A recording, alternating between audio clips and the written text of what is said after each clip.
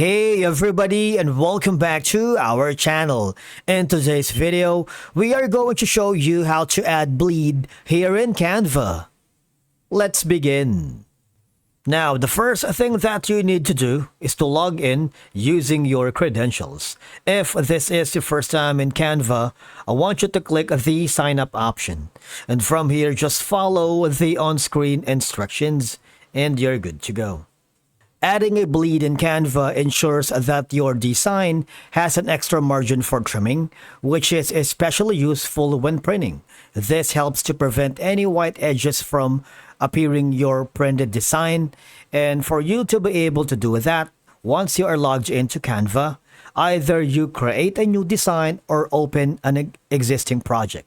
In my case, I'm going to be clicking the YouTube thumbnails because I'm currently working on the thumbnails for this video right here. I'm gonna click on it, and then now you see once the image has been added, you can't actually find the bleed within the borders. Even if you maximize it, you see that there's no bleed. For you to be able to do that, I want you to hover to the upper right corner where you can see the file option. Click that and click on settings. And you would see that there's going to be an option that says show print bleed. You see that?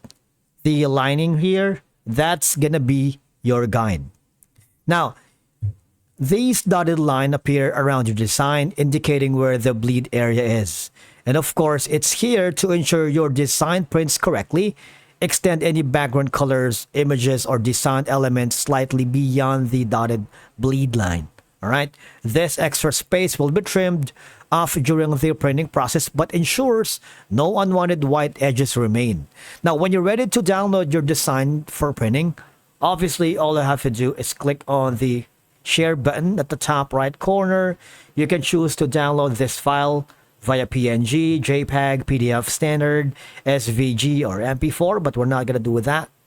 Or if you wanted to share this link with your client, okay, with your collaborator, team member, with your multiple freelancers, if you're working with them, you can do that.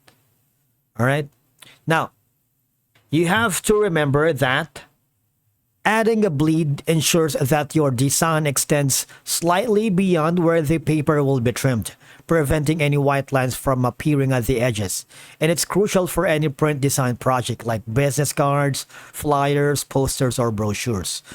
Because most of the printing services require a bleed of like 0.125 inches or 3 millimeters on all sides, Canva bleed guides will follow these standards. Let me exit this now.